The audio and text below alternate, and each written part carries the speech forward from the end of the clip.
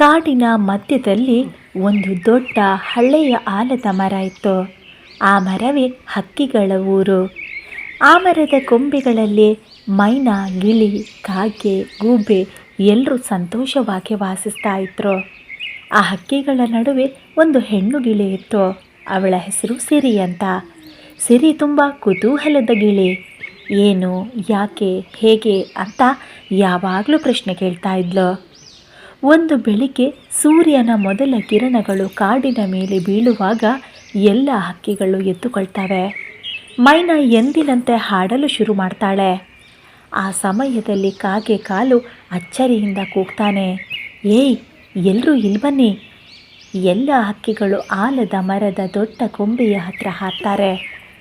ಅಲ್ಲಿ ಕಂಡ ದೃಶ್ಯ ನೋಡಿ ಎಲ್ಲರ ಬಾಯಿ ತೆರೆದೇ ಉಳಿಯಿತು. ಸಿರಿ ಗಿಳಿ ನೀಲಿ ಬಣ್ಣದಲ್ಲಿದ್ಲು.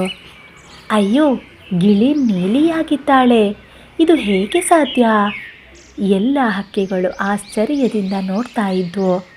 ಸಿರಿ ತಾನೇ ತನ್ನ ರೆಕ್ಕೆಗಳನ್ನು ನೋಡಿ ನಗ್ತಾ ಹೇಳ್ತಾಳೆ, ನನಗೂ ಅರ್ಥ ಆಗ್ತಾ ಇಲ್ಲ. ನಿನ್ನೆ ರಾತ್ರಿ ನಾನು ಹಸಿರೇ ಇದ್ದೆ.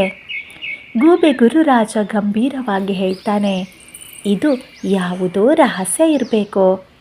ಆ ದಿನ ಬೆಳಿಗ್ಗೆ ಎಲ್ಲರೂ ಸಿರಿಯ ನೀಲಿ ಬಣ್ಣದ ಬಗ್ಗೆ ಮಾತನಾಡ್ತಲೇ ಇದ್ರು. ಸಮಯ ನಿಧಾನವಾಗಿ ಮಧ್ಯಾಹ್ನಕ್ಕೆ ಬಂತು. ಬಿಸಿಲು ಜಾಸ್ತಿ ಆಯಿತು. ಹಕ್ಕಿಗಳು ನೆರಳಲ್ಲಿ ಕುಳಿತವೆ. ಅಷ್ಟರಲ್ಲಿ ಮೈನಾ ಮತ್ತೆ ಕೂಗ್ತಾಳೆ, ಅಯ್ಯೋ, ಮತ್ತೆ ನೋಡಿ, ಈ ಬಾರಿ ಸಿರಿ ಹಸಿರು ಬಣ್ಣಕ್ಕೆ ಬದಲಾಗಿದ್ದಾಳೆ. ಇದು ಜಾದೂನಾ? ಯಾರಾದರೂ ಮಂತ್ರ ಮಾಡಿದ್ರಾ? ಇಲ್ಲ, ಇದು ಕಾಡಿನ ಮಾಯೆ ಇರಬೇಕು. ಆದರೆ ಸಿರಿ ಗಿಳಿ ಗಾಬರಿಯಾಗಿ ಹೇಳ್ತಾಳೆ, ನಾನು ಏನು ತಪ್ಪು ಮಾಡಿದ್ದೆ ಗೊತ್ತಿಲ್ಲ. ನಾನು ಎಂದಿನಂತೆ ಹಣ್ಣು ಕಾಯಿ ತಿಂದೆ.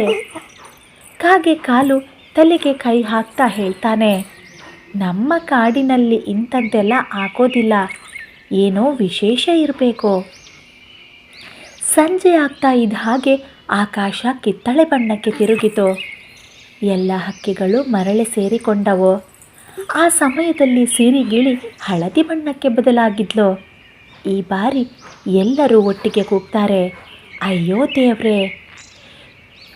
ಕಾಗೆ ಕಾಲು ಹೆದರಿಕೊಂಡು ಹೇಳ್ತಾನೆ, ನಾಳೆ ಏನಾಗುತ್ತೋ ಏನೋ.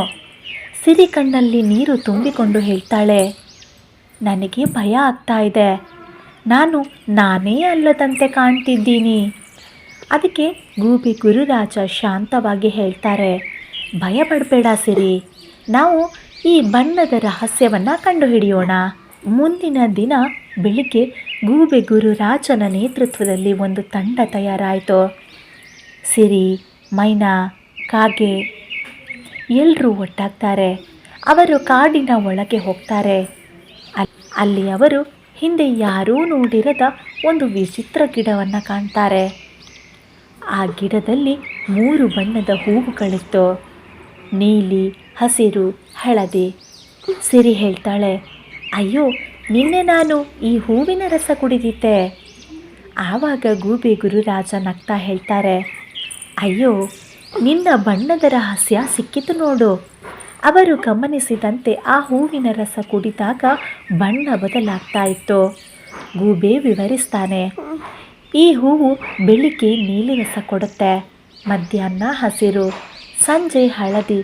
ಅದಕ್ಕೆ ಸಿರಿಯ ಬಣ್ಣ ಬದಲಾಗಿದೆ. ಎಲ್ಲ ಹಕ್ಕಿಗಳು ನಿಟ್ಟುಸಿರು ಬಿಟ್ವು.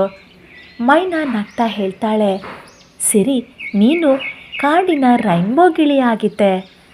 ಸಿರಿ ನಗ್ತಾ ಉತ್ತರಿಸ್ತಾಳೆ, ಇನ್ನೊಮ್ಮೆ ಕುಡಿಯೋ ಮುಂಚೆ ಯೋಚನೆ ಮಾಡ್ತೀನಿ.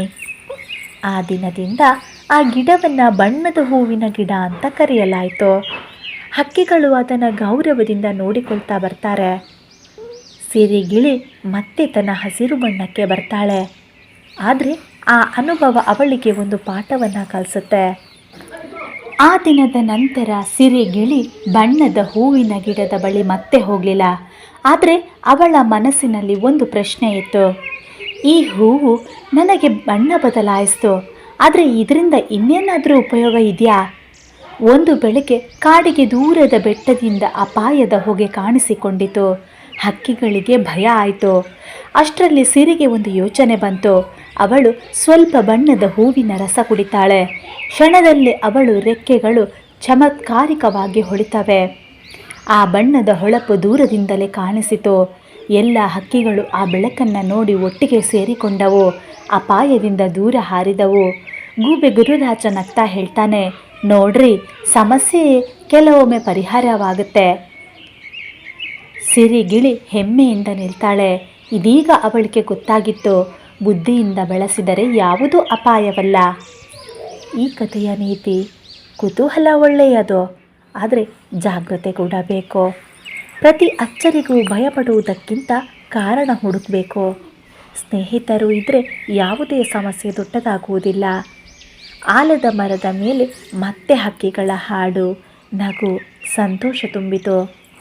ಸ್ನೇಹಿತರೆ, ನಿಮಗೆ ಯಾವ ಬಣ್ಣ ಇಷ್ಟ ಅನ್ನೋದನ್ನು ಕಮೆಂಟ್ ಮೂಲಕ ತಿಳಿಸಿ.